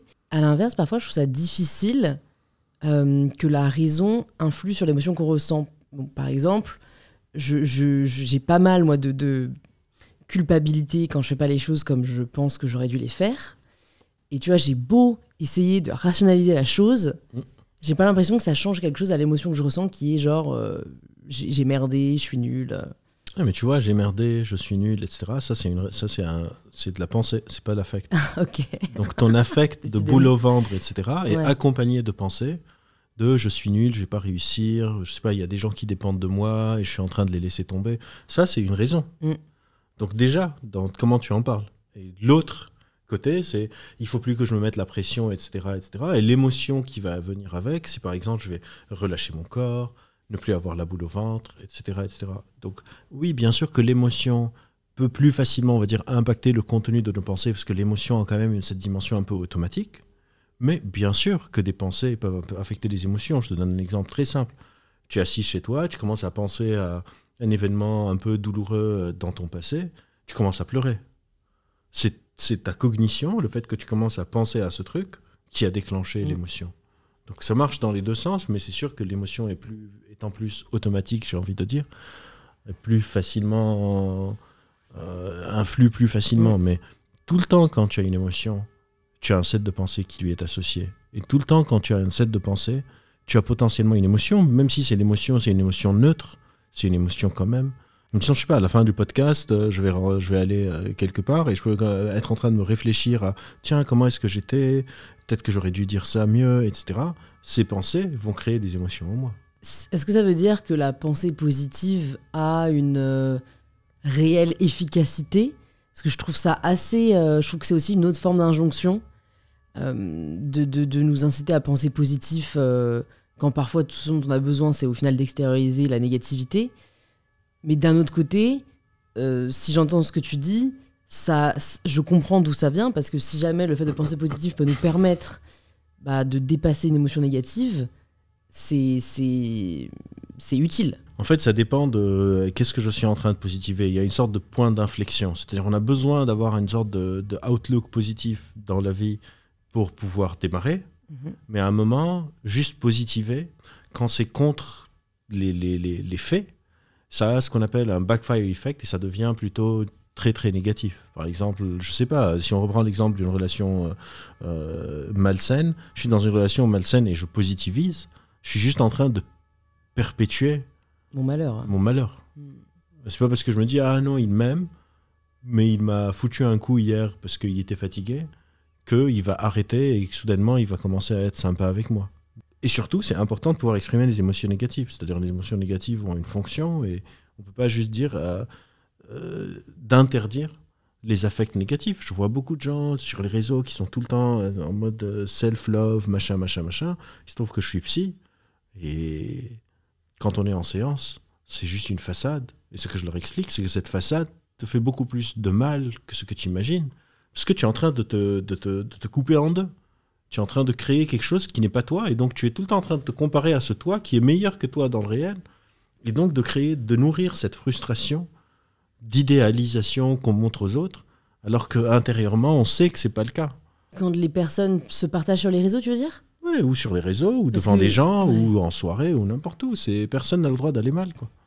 Oui, c'est sûr, mais pour avoir des témoignages de personnes qui me suivent, tu vois, depuis plusieurs années, je sais que le fait de parler d'amour de soi, d'acceptation de soi, de faire réfléchir autour de ça, ça a fait qu'il y a beaucoup de personnes qui m'ont dit merci. En fait, de par ce que tu as partagé, j'ai pu travailler là-dessus. Il y a une différence entre tu parles de l'amour de soi et tu montres une image de toi comme si tout va bien tout le temps, parfaite, etc. Oui, non, l'image de perfection ne sert personne. Ouais. Il faut évidemment qu'il faut s'apprécier. Mais il y a une différence entre la pensée positive, donc tout ce qui m'arrive, je dois tout le temps le transformer en un truc positif, et croire que j'ai de la valeur. C'est-à-dire il faut avoir une bonne estime de soi, c'est préférable. Il n'y a pas de... Mais c'est difficile. Enfin, pour moi, c'est aujourd'hui... Parce qu'il y a tellement de pression. Et Est-ce que tu... C'est pas supposé être si difficile que ça, en fait. Je pense que c'est difficile parce qu'on se met tous une barre incroyablement haute, et donc on est tout le temps en train de galérer à la voir. On est déçu, on est frustré, et la barre est là, et puis là, puis là, puis là. Et parce que on l'a fait dépendre de facteurs qui ne dépendent pas forcément de nous. Enfin, oui, de toute façon, c'est pas possible de faire que ça dépend juste de moi, parce qu'on vit en société, etc. Mais oui, la balance n'est pas top, quoi. Est-ce que tu vois une différence là-dessus dans les patients que tu reçois pour les femmes et pour les hommes ? Oui, bien sûr. Déjà, parce que la société est patriarcale. Donc, il y a beaucoup plus d'injonctions sur les femmes, notamment sur le physique, sur l'humeur. Déjà, les femmes ont une sorte de réputation d'être plus émotionnelles, d'être plus hystériques. Donc, dans un milieu de travail, on sait qu'une même remarque... Genre, j'ai vu une vidéo hier de 2 joueurs de foot. Donc, un joueur... c'est pas des joueurs, c'est des anciens joueurs de foot. Et donc, un ancien joueur, une ancienne joueuse, qui se sont échangés leur compte Twitter. Juste pour voir qu'est-ce qui se passe. Et donc lui, il était en train de tweeter de son compte à elle, et elle tweetait de son compte à lui. Les deux sont analystes de foot. Et lui, il recevait des messages, tu aurais dû plus rester à la cuisine, ça se voit que tu comprends rien en foot, machin. Et elle recevait des messages, top analyse, c'est incroyable, on voit là l'expert, machin, merci d'être là. Alors que c'est elle qui est en train... Et donc, oui, bien sûr qu'il y a des différences. Pas qui sont intrinsèques aux hommes ou aux femmes nécessairement, mais l'image qu'on renvoie. Et encore une fois, on est des animaux sociaux. Donc oui, il y a beaucoup plus de pression au travail, beaucoup plus d'injonctions à la beauté, de manque d'émotion. Ce qui parfois, paradoxalement, rend des femmes plus sévères, entre guillemets, parce qu'elles veulent prouver plus qu'elles ne sont pas des êtres émotionnels. Est-ce que ce mythe des femmes qui sont hystériques ou qui sont beaucoup plus émotionnelles a une véracité scientifique ? Bon, on ne peut pas savoir, parce que vu qu'on vit dans une société patriarcale, on ne sait pas si les femmes sont plus émotionnelles pour des raisons inhérentes à elles, ou c'est parce qu'on leur a assigné ce rôle, et donc elles deviennent. Après, il y a des différences biologiques dans les systèmes hormonaux, parce que... voilà. Mais on ne sait pas c'est quoi le pourcentage, le poids, etc. Genre. Qu'est-ce qui est social et qu'est-ce qui est biologique. Et pour le cerveau, est-ce que parce qu'il y a encore des personnes qui le prétendent, hein, mais donc, est-ce qu'il y a une différence structurelle entre un cerveau féminin et un cerveau masculin ? Alors, le mot technique qu'on utilise s'appelle le dimorphisme. Par exemple, les organes génitaux sont dimorphiques. Ils ne sont pas du tout les mêmes entre une personne de sexe masculin et une personne de sexe féminin. Le cerveau, on ne le considère pas comme un organe dimorphique. On considère que c'est un organe qui n'est pas dimorphique. Et en ce moment, il y a un débat énorme, parce que aussi c'est très difficile de savoir d'où ça vient. Donc il y a une méta-analyse énorme qui est sortie, qui dit non. Il y a des gens qui ont répondu, d'autres chercheurs qui ont répondu oui, mais vous n'avez pas très bien traité les données. S'il y a un dimorphisme, il est minime. Et il ne peut pas expliquer les différences qu'on voit dans la société. Moi, je fais partie de ceux qui croient que ce dimorphisme n'existe pas, que c'est une sorte de mini-artefact parce que nos IRM ne sont pas encore top, des problèmes de résolution, etc. Mais même ceux que je connais qui, eux, défendent l'opinion inverse disent que de toute façon, ça ne peut pas expliquer l'écart énorme qu'on voit dans l'expression sociétale entre les hommes et les femmes. Ok. Il y a un point sur lequel j'aimerais revenir, on en a un peu parlé, hein, mais c'est de l'oisiveté. Dans ton travail, tu fais presque l'apologie de ne rien faire. Ouais. Et au-delà du fait que, tu vois, en effet, hein, je le comprends de ta personne, ça permet déjà de vivre de manière plus sereine et plus tranquille. Est-ce qu'il y a des bienfaits à ne rien faire pour le cerveau C'est une sorte de question qui retourne sur elle-même, parce que du coup, on est en train de trouver une utilité dans un truc qui, par définition, ne devrait pas l'être. Mais pour répondre à ta question, oui, ça a une utilité. Notre cerveau a besoin de rêvasser, besoin qu'on le laisse tranquille. Genre, il y a des trucs relativement bénéfiques qui se passent. Mais si vous voulez vous mettre à rien faire, ne le faites pas parce que ça a des bénéfices. Parce que ça ne marche plus, du coup, automatiquement. Genre, on appelle ça les comportements tournés vers la performance. Et ça ne dépend pas de l'activité. Par exemple, je peux jouer de la guitare et être prêt de prendre plaisir, et je peux jouer de la guitare en me mettant une pression parce que je veux devenir le meilleur guitariste au monde. C'est plus une question d'attitude. Si je rentre chez moi et je me dis « Ah, j'ai entendu Albert Moukébert, neuroscientifique, qui dit ne rien faire, je sais pas, ça active le réseau de défaut par défaut du cerveau, et donc ça va m'aider. Donc je me dis « Je vais rien faire, je m'assois là. » Et je commence à penser « Est-ce que mon DMN est activé? Est-ce que mon DMN ça va pas le faire ?» Il faut vraiment, et c'est une sorte de serpent qui se mord sa propre queue, ce truc d'amélioration, parce que c'est tellement présent dans notre époque qu'on a du mal même à comprendre qu'est-ce que ça veut dire faire quelque chose qui n'a pas d'utilité. Mais est-ce que le plaisir n'est pas une forme d'utilité ? Parce qu'en effet, à chaque fois, tu me chopes là-dessus, et je me rends compte que moi, j'ai peut-être un mode par défaut là-dessus, mais en fait, pour moi, le plaisir est une utilité en soi. Oui, mais aussi l'état de je ne suis pas en déplaisir et je ne suis pas en train de prendre plaisir n'est pas si désagréable que ça. C'est-à-dire, je ne suis pas en train de dire je vais aller me faire du mal. Quoique, il y a beaucoup de gens qui se font du mal dans cette vision améliorative. Genre, des restrictions alimentaires, je ne mange pas des glaces alors que j'aime ça. Ouais, j'ai des crampes, je me casse, machin. C'est pas hyper plaisant. Non. On le fait quand même pour la vision améliorative. Donc moi, je suis en train de te dire, sortez un peu de cette vision améliorative, et d'un point de vue phénoménologique, genre la phénoménologie, c'est comment je vis les choses, c'est pas si désagréable.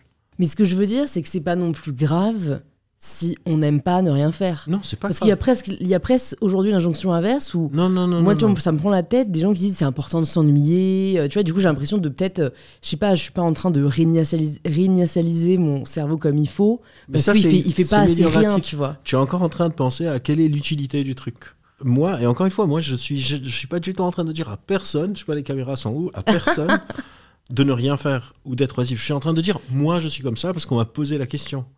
En général, je suis même pas intéressé particulièrement par parler de moi, mais c'est un peu le format aussi de la conversation qu'on est en train d'avoir. Mais tout ce que je dis, c'est que si vous faites rien, 1, c'est pas grave, et 2, juste ne suivez pas, ne rentrez pas dans la roue hédoniste parce qu'il le faut.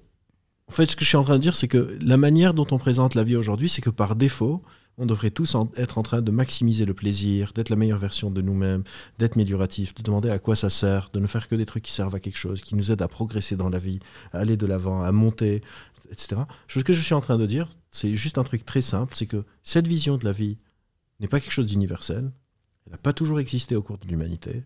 Il y a des tonnes de courants philosophiques hyper intéressants qui proposent des visions de la vie qui sont différentes. Essayez juste de vous y intéresser. Si ce mode est en train de vous causer de la souffrance, si vous n'êtes pas bien, si le soir, parfois vous pleurez pour aucune raison, si vous vous retrouvez isolé socialement, pour suivre votre rêve, pour devenir la meilleure, etc., juste sachez qu'il y a une sorte d'illusion cognitive qui a lieu aujourd'hui dans le monde où on pense que la société et l'espèce humaine s'est toujours organisée comme ça, que ça a toujours été une question de qui a le plus d'argent, de qui est le plus beau, de qui est le plus riche, de qui peut être la meilleure version d'eux-mêmes. C'est pas vrai, il y a d'autres courants philosophiques. Il se trouve que moi, celui que moi je suis, c'est un courant plus relaxé sur le rapport des angoisses existentielles de la vie. Mais il y en a des tonnes d'autres. Juste intéressez-vous si ça vous parle. Pas aux miens, aux différents courants qui existent, parce que d'autres manières de vivre ont existé. Et je trouve dommage qu'on les passe à la trappe. C'est tout. C'est marrant parce que c'est un peu je fais un parallèle avec la vision que j'ai de l'apparence physique et du fait qu'aujourd'hui, je critique le fait qu'il y ait une vraie pression sur l'image, sur ce qu'on renvoie et qu'en fait, ça ne tient qu'à nous presque en fait, de se détacher de ce regard-là et d'arrêter d'essayer de performer un genre pour satisfaire la société. Mais ce qui est vrai et ce que j'ai jamais réfuté, c'est que ça reste plus simple dans notre société actuelle d'être perçu comme beau. Oui. Et que ça reste presque même un privilège de pouvoir se dire en fait moi je m'en fous de mon apparence, jamais je me coiffe pas, etc. Et donc je comprends les personnes qui peuvent m'opposer cet argument. Et à l'inverse, dans ce que tu nous partages, vu que peut-être moi j'ai pas encore, ou je le ferai jamais, mais cette vision de la vie comme étant du coup un peu comme par rapport au physique très détaché de en fait je m'en détache, je fais ça pas pour les autres, je le fais pour moi et en fait peu importe si je suis la meilleure ou pas, ça reste plus facile dans notre société de jouer ce jeu-là, de performer tout simplement et en fait j'ai l'impression que ça peut quand même nous rendre plus heureux, même si c'est pas forcément un discours que j'ai envie d'avoir. J'aimerais pouvoir me satisfaire de peu et puis pas chercher à avoir tel ou tel accomplissement. Mais le fait est que, personnellement, ce que j'ai accompli jusqu'ici, cette recherche d'amélioration m'a ouvert des portes, m'a donné des opportunités qui, aujourd'hui, me laissent tout simplement le choix.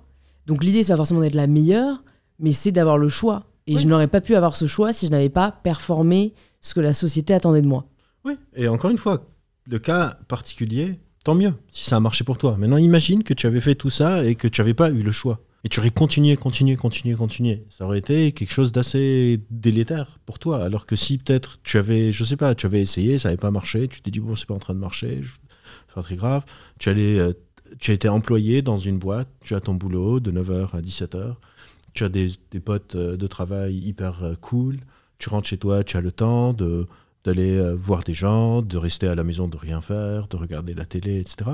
Si ça se trouve, dans cet univers parallèle, si je vais faire une crise de satisfaction de vie, cette autre toi, peut-être qu'elle aurait été aussi satisfaite que la toi d'aujourd'hui. Peut-être moins, peut-être plus. On n'en sait rien. Tout ce que je dis, c'est que peut-être c'est le cas, mais où je suis complètement d'accord avec toi, c'est que c'est exactement le même raisonnement, la pression de réussir et la pression d'être beau. C'est la même chose. Tu as réussi où tu tends, où tu as envie de te détacher de la pression d'être beau, mais tu vois pas pourquoi tu devrais te détacher de la pression de réussir. Why not? Tu vois, genre, pourquoi pas? Tant mieux si ça marche pour toi. Encore une fois, pour moi, le problème, c'est l'injonction aux autres. Que ça soit l'injonction d'être beau, soit l'injonction de réussir, de dire quoi? Tu es juste cadre? Tu es pas encore CEO? Genre, qu'est-ce que tu fais? Tu sais que tu peux être CEO? Et surtout, dans l'organisation sociétale, on peut pas tous être des chefs. Ouais. Et on le voit en politique. Croyez-moi, vous ne le voulez pas forcément. Voilà. Non, et parfois, moi, tu me dis, il y a une personne qui qui comprend très bien un sujet que moi qui m'intéresse, tu me dis tu vas être son suiveur, je dis ok, qu'est-ce qu'il veut que je fasse ou qu'est-ce qu'elle veut que je fasse, je vais où elle veut. Et ça, dans ce récit amélioratif, etc., parce que c'est un récit qui est profondément individuel, il n'y a plus de place pour la collaboration, il n'y a plus de place pour ok, tu sais quoi, en fait, tu me donnes des ordres, je suis. Moi, j'ai pas de problème à être un suiveur, du tout, zéro. J'ai pas de problème à ne pas être un leader.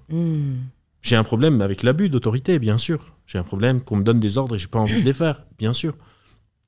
Mais je pense que ce truc de tout le monde devrait tout le temps monter au maximum, c'est pas jouable, quoi.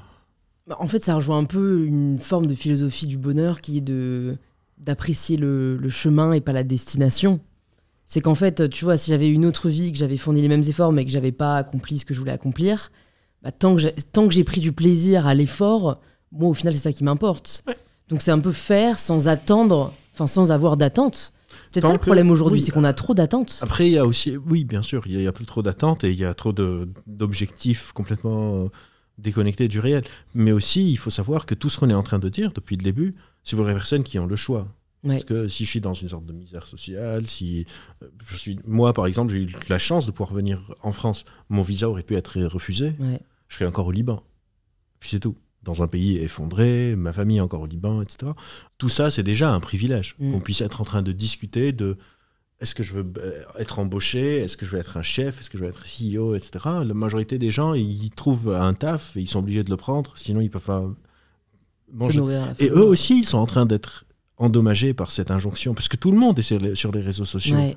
Et donc, il y a tout le temps quelque chose qui est en train de me rappeler, en fait, ta vie est pourrie. Tous les matins, je me réveille, je vais au taf, et on me rappelle que ta vie est pourrie. Et donc, c'est aussi de montrer qu'en fait, non, ta vie ne peut pas être juste jugée par les fringues que tu portes, par ce que tu peux acheter, etc. En sachant que, évidemment que dans le monde aujourd'hui, si tu as plus d'argent, ta vie est plus facile. Si tu es plus belle, ta vie est plus facile, etc. Mais ça ne veut pas dire qu'on est tous obligés de jouer ce jeu. C'est juste que ce jeu a réussi à créer une sorte d'illusion cognitive, que ça a toujours été comme ça, et que c'est juste la continuation normale de l'évolution des humains. Et ça, c'est pas vrai.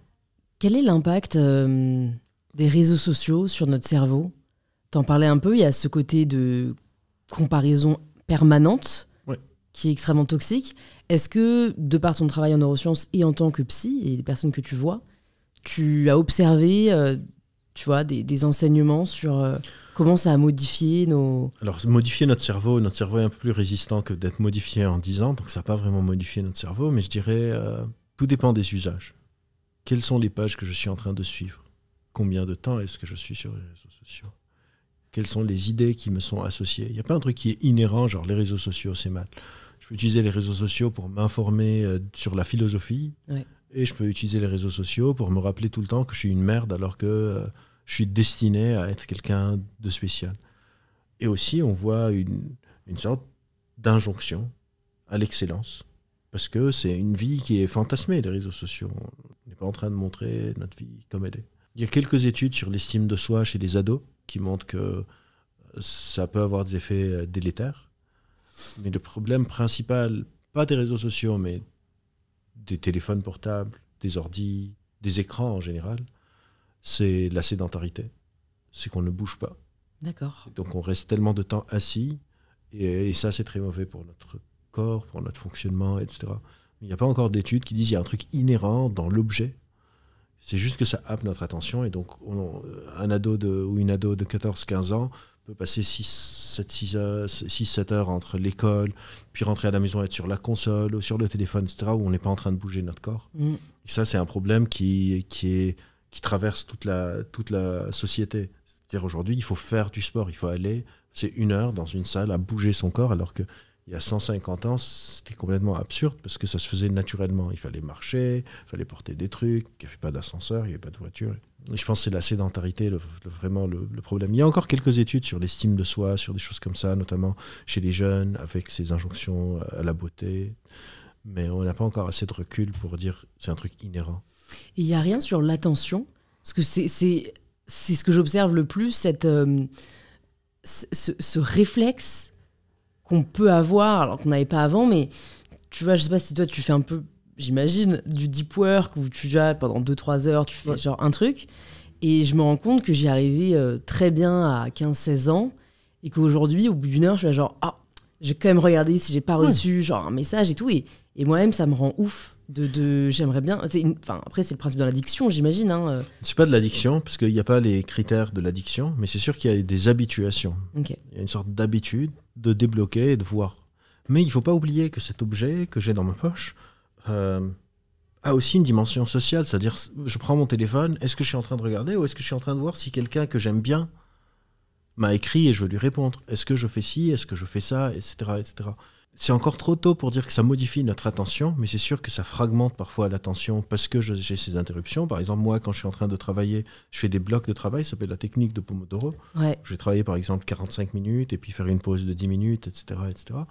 Souvent, quand on me dit, genre, on a un span d'attention qui est devenu très très court, je donne tout le temps le même contre-argument. Tout le monde dit, les gens ils peuvent plus se concentrer pendant plus de 5 minutes, pendant plus que 10 minutes à cause des réseaux sociaux. Comment est-ce qu'on explique qu'ils passent 6 heures à binge-watcher une série sur Netflix? D'ailleurs, c'est aussi le truc du contenu, de ce qu'on est en train de faire. Je connais des gens qui vont pas se lever pisser parce qu'ils veulent finir la série. donc, non, c'est pas notre attention qui est modifiée, c'est les usages. Ouais. Et il faut qu'on voit comment est-ce qu'on modifie ces usages. Encore une fois, c'est des choses qui sont très récentes. C'est des plateformes qui ont pris beaucoup de pouvoir. En très peu de temps. En très peu de temps, donc qui ne sont pas assujettis à la législation. On a beaucoup de mal à voir, qui ont pris beaucoup de place aussi bien dans nos échanges sociaux que dans nos échanges politiques, que dans l'économie. Tu as je sais pas, tu as ton podcast, tu n'as pas une page Insta, tu n'existes pas. Insta, c'est pas une instance publique. Hein. Si demain Insta décide qu'il t'aime plus et soit il te shadowban, soit il te banne, tu fais faillite du jour au lendemain. Et ça dépend pas du tout de règles d'organisation de la société. Et pour moi, c'est ça le vrai danger. C'est-à-dire, on a des plateformes privées ont pris une place tellement centrale au cœur de nos vies et qu'ils peuvent décider de ton bien-être, au final, de ton well-being, pas bien-être, j'en suis content, mais de ta capacité à vivre. Et on n'a aucun retour démocratique. On parlait de démocratie. La démocratie, c'est une délibération commune de comment on veut organiser la société. On ne peut rien faire. Parce que c'est des boîtes qui sont américaines ou chinoises, par exemple pour TikTok. Et encore une fois, ça peut te ruiner ta vie. Si demain, tu te prends la tête avec quelqu'un qui est très haut placé chez Instagram et qui se dit, en fait, elle, on va la shadowbanner et tu vois tes vues et tout ça chuter à, je sais pas, 200, 300, alors que tu es à, je sais pas, 10 000, 15 000, 1 million, je sais pas combien tu fais de vues, mais je te souhaite autant que tu veux. C'est ta boîte qui capitule. Tu as un resto, tu n'es pas sur Google Maps, tu n'existes pas. Tu veux faire de la politique, tu n'es pas sur Twitter, tu n'existes pas. Est-ce que ça n'a pas toujours été le cas d'une certaine manière? On a tous un boss, tu vois. Moi, je le vois comme ça, les gens qui critiquent en effet les méta, les GAFA. En effet, on est carrément dépendant d'eux, mais en fait, on est tous dépendants de quelqu'un, tu vois. Non, parce que les boss, il y a des droits, il y avait les droits du travail. Ton boss, par exemple, il te vire, tu l'emmènes au prud'homme. Ouais. Méta te vire. En France, parce que. En France, on parle en France parce que les Français ont décidé. Ouais. C'est-à-dire, il y a une sorte de décision collective. Méta te vire, tu fais rien. Tu fais rien du tout. Il n'y a pas de recours. Donc oui, on dépend tous les uns des autres. Encore une fois, on est des animaux sociaux, mais on avait un moyen d'organiser les liens sociaux. Et je ne suis pas en train de critiquer les GAFAM ou Meta. Je suis en train de critiquer le système politique. Parce que évidemment que je ne peux pas en vouloir à Mark Zuckerberg parce qu'il est content qu'il n'y a pas de contraintes sur comment il gère sa propre plateforme. Je suis en train de dire, nous, on est en train de pas assez bien réfléchir à comment on est en train d'organiser la société. Je ne suis pas du tout genre, c'est les méchants, etc. Je dis, on est dépassé par les événements. Et il faut juste qu'on voit comment est-ce qu'on va restituer de l'agentivité pour que nos organisations soient meilleures. On n'a pas parlé d'intelligence. Ouais. Et c'est pas que je voulais absolument en parler, mais je me questionne pour là m'intéresser un peu à la culture asiatique sur les différences de considération de l'intelligence à travers le monde. Notamment eux, c'est une amie qui me disait ça. C'est, je crois, les top QI dans le monde, c'est genre Corée, Japon, Chine, enfin, tu vois, en gros, les pays asiatiques. Qu'est-ce que ça vaut vraiment Comment peut-on travailler dessus, si on peut travailler dessus et si on veut travailler dessus? Ce n'est pas une injonction. Enfin voilà, juste je me pose la question. Alors déjà, le QI, c'est un test qui... C'est très difficile de faire des comparaisons interculturelles. D'accord. Parce que c'est un test qui est indexé à la population, on le fait passer. Et aussi qui dépend de qu'est-ce qu'on en enseigne. Donc si toi, on ne t'enseigne pas les suites logiques, les machins, tu vas avoir un mauvais QI. Et le QI est un peu organisé à la base pour la culture américaine, voire un peu européenne, etc. Et donc, on peut entraîner des gens à réussir bien le test du QI. Ça ne veut pas dire que le test du QI n'a pas de valeur, d'utilité ou de valeur. C'est un très bon prédicteur pour le résultat scolaire. C'est même parfois un bon prédicteur pour la réussite un peu dans la vie, etc. etc. Mais les comparaisons interculturelles sont un peu plus difficiles à faire. Et surtout, quand on parle d'intelligence, qu'est-ce qu'on met dedans? Par exemple, en sciences, quand on parle d'intelligence, on est en train de parler de certaines capacités cognitives, la mémoire de travail, combien est-ce que tu peux garder d'informations dans ta mémoire de travail, ta capacité à raisonner, comment est-ce que tu peux intégrer des informations que tu connais déjà, tes compétences verbales, combien est-ce que tu connais de mots, combien est-ce que tu connais de synonymes, combien est-ce que la manière dont tu parles peut être enrichie, la logique. Combien est-ce que, si tu fais des rotations dans l'espace, par exemple, tu as un cube avec plein de dessins dessus, et je te dis, si je le tourne 180 degrés, il ressemblerait à quoi, etc. Et comment est-ce qu'on peut améliorer ça? Vous pouvez aller vous entraîner sur l'exercice du QI. Est-ce que c'est quelque chose qui est souhaitable pour tout le monde? Je ne pense pas. Genre, est-ce que ça va vraiment m'aider dans ma vie quotidienne en tant que psy de pouvoir faire mieux des rotations dans l'espace de formes géométriques? Je ne suis pas vraiment sûr. En général, pour n'importe quoi, la meilleure façon de l'améliorer, c'est de s'entraîner. Sur n'importe quoi. Que ce soit l'intelligence, le sport, courir vite, battre un jeu vidéo, mieux comprendre les statistiques, c'est de s'entraîner. Je n'ai pas vraiment de baguette magique, de technique issue des neurosciences. T'inquiète, on n'en veut pas, on sait que ça n'existe pas. Mais même s'entraîner, ça peut se faire de plusieurs manières. Ouais. Il y a des méthodes d'apprentissage, par exemple, mélanger les sujets, ça aide. Ne pas tout, ça s'appelle du cramming, ne pas tout mettre et vouloir faire des grosses heures. Laisser du temps pour se reposer, dormir, s'hydrater, étudier en groupe. D'accord. S'entraîner en groupe, c'est un énorme motivateur. Si je veux devenir meilleur joueur de tennis, si je joue avec un pote avec qui je m'amuse, c'est moins chiant que si j'ai un coach et je fais des séances avec un coach toute la journée. Donc la dimension sociale de l'apprentissage. Il y a une vidéo qui est sortie récemment, je ne sais plus c'est qui l'avait mis sur les mieux apprendre, qui était pas mal faite. Ok, je la mettrai dans les notes. Ouais. Mais ça t'inquiète pas, toi, de voir, pour le coup, on parlait de pression, cette obsession de la réussite et de l'intelligence qu'il y a dans certains pays d'Asie. Si, bien sûr. Où, tu vois, ça a des dégâts énormes. J'en connais qui vivent là-bas et c'est... En fait, les enfants vont à l'école de 8h à 17h et ensuite ils vont à l'école du soir de 17h à 22h. Pour continuer, et en fait, je me dis, mais c'est plus des humains, enfin, c'est des robots. Ils sont en train d'essayer d'être la meilleure version d'eux possible. C'est ça le coup. C'est ça la question dont on parle. Oui, mais comme je disais, la meilleure version de nous-mêmes, c'est ce qu'on veut en faire. C'est-à-dire que moi, la meilleure version de moi-même, ça peut être la version la plus épanouie de moi. Oui, mais eux, pour eux, la meilleure c'est la version la plus intelligente. Et voilà le prix que ça coûte, c'est de ne pas avoir de vie et de passer sa journée à faire des maths. Mais ça, ce truc de meilleure version de soi, à une sorte de facette de la meilleure version aussi de, par exemple, mes enfants. En tant que parent, j'ai envie que mes enfants soient la meilleure version d'eux-mêmes. Et là aussi, ça a causé beaucoup de dégâts. On avait des enfants qui, le matin, vont à l'école, puis ils ont cours de tennis, puis cours de piano, puis cours de gym, ils ont leur cours de yoga, il faut qu'ils mangent sain, les 5 fruits et légumes, etc., etc., etc. Et du coup, on crée des enfants qui ont ce qu'on appelle de l'anxiété de performance, qui souvent développent des phobies scolaires. Ils veulent plus faire des examens parce qu'ils ont peur de mal faire, donc ils préfèrent ne pas faire tout, parce que ces injonctions d'être the better self, c'est aussi transmis aux enfants. C'est transmis aux enfants. Et donc on a des cas parfois extrêmes en Asie, mais on n'est pas si différents nous. C'est juste qu'au lieu que ça soit juste les maths, nous, moi je connais des parents, leurs enfants ont des agendas de ministres. Il y a natation le samedi matin, puis il y a le cours, je sais pas, d'équitation, puis il y a les cours d'échecs, parce que les échecs, c'est associé à l'intelligence, donc il faut évidemment que mon enfant sache jouer aux échecs. Puis il y a le foot, parce que peut-être qu'ils vont être les prochains Messi et Mbappé, etc., etc. Et ça aussi, c'est des injonctions. Et enfin, le problème de l'éducation, pour moi, le vrai problème de l'éducation, c'est que c'est quelque chose d'hyper individuel. Donc on dit aux gens de faire des examens seuls, d'étudier seuls, de ne pas s'entraider dans des examens, etc. Et quand on finit notre cursus universitaire, on nous dit maintenant collaborer. Mais on n'a pas appris à travailler ensemble. Parce que toutes les études sont... T'as les exposés de groupe. Oui, genre, il y vrai a que ça un vaut chaque pas 10 000 ans, grand-chose, quoi, ouais. et souvent une personne qui fait tout l'exposé. Ouais, de ouf. Et les autres se mettent à côté et ils lisent leurs fiches comme ça. Ouais. Donc il y a toutes ces... On appelle ça des injonctions paradoxales. On veut que les gens collaborent, mais on les enseigne à prendre du plaisir juste de la réussite individuelle. Je suis le premier de la classe, et donc je suis meilleur. Et donc il y a encore cette dimension compétitive. Je dis pas que la compétition c'est mauvais.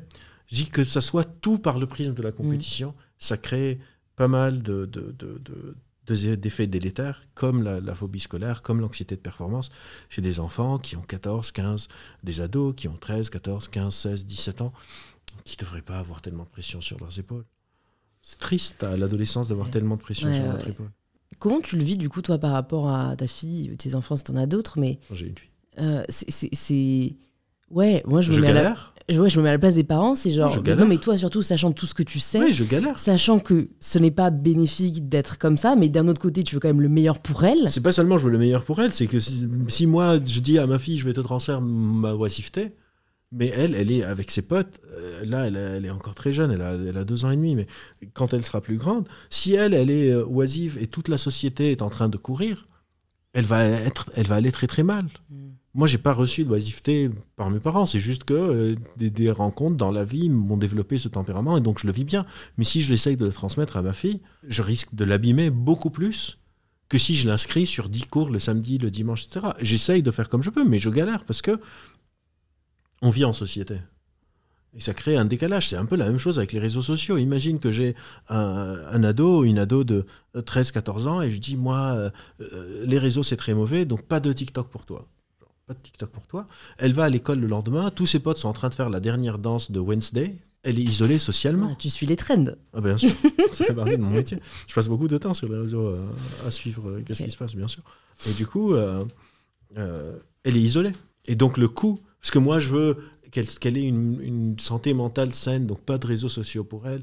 Le coup, c'est qu'elle est misérable avec ses potes. C'est hyper difficile, et c'est quelque chose qui me fait pas mal peur et que j'appréhende beaucoup. De comment est-ce que je vais concilier ce que moi je crois être bien avec les pressions sociétales, avec elle, comment elle peut être vraiment bien. Et donc on voit au cours de notre discussion comment est-ce que cette dimension médiorative n'est pas du tout juste genre sois une bonne version de toi. C'est en train de moduler nos rapports sociaux, notre rapport même au divertissement. Et je me demande, est-ce que me divertir c'est bien, ou est-ce que je devrais même pas me divertir parce que c'est en train de m'impacter négativement. Et le divertissement, c'est pas nécessairement juste des séries. Pour moi, aller voir mes potes, c'est du divertissement. Donc ça dépend. Mais on voit comment il y a une sorte de modulation de toutes les facettes de la vie, où le seul alpha et oméga de la vie devient est-ce que c'est utile ou pas. Quelque chose qui n'est pas utile dans mon avancée vers une sorte de but. Et c'est quoi le but? Genre, ok, imagine que j'ai une baguette. Moi, j'ai une question pour toi. Imagine j'ai une baguette magique et je fais et maintenant tu es la meilleure version possible de toi. Now what?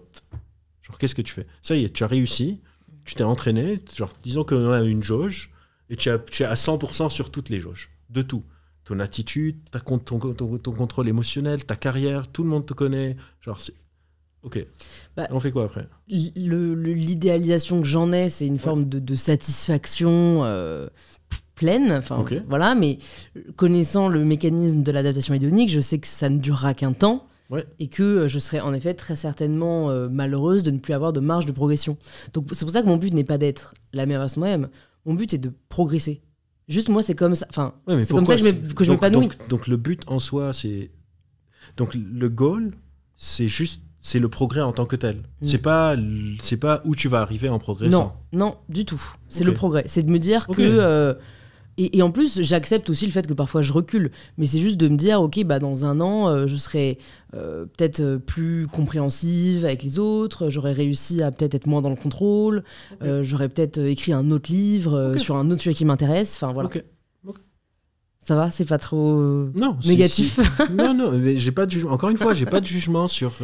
Je sais pas, je rencontre une personne qui me dit, moi, mon but dans la vie, c'est d'avoir $1 milliard.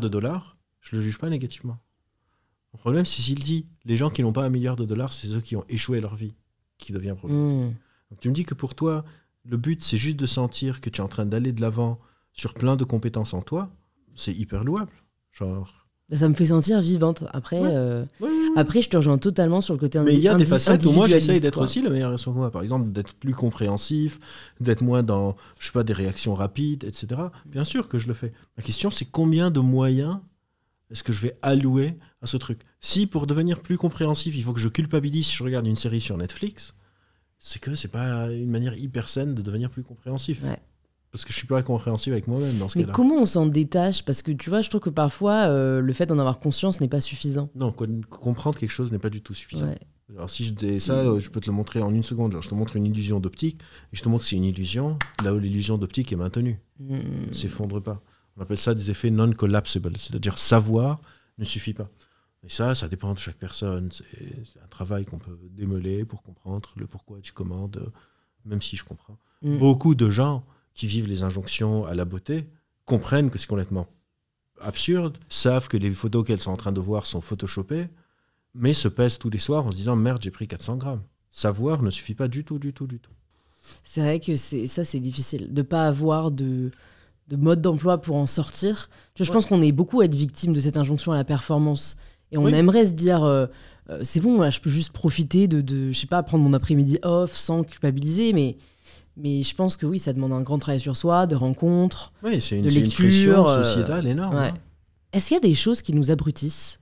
Il faut déjà voir c'est quoi être abruti. Il y a des choses c'est perdre des compétences, des capacités, des neurones Des neurones, non. On perd pas de neurones. Okay. A priori. En fait, donc on perd les neurones qu'on perd normalement. Non, l'excès d'alcool peut faire perdre des synapses, pas des neurones.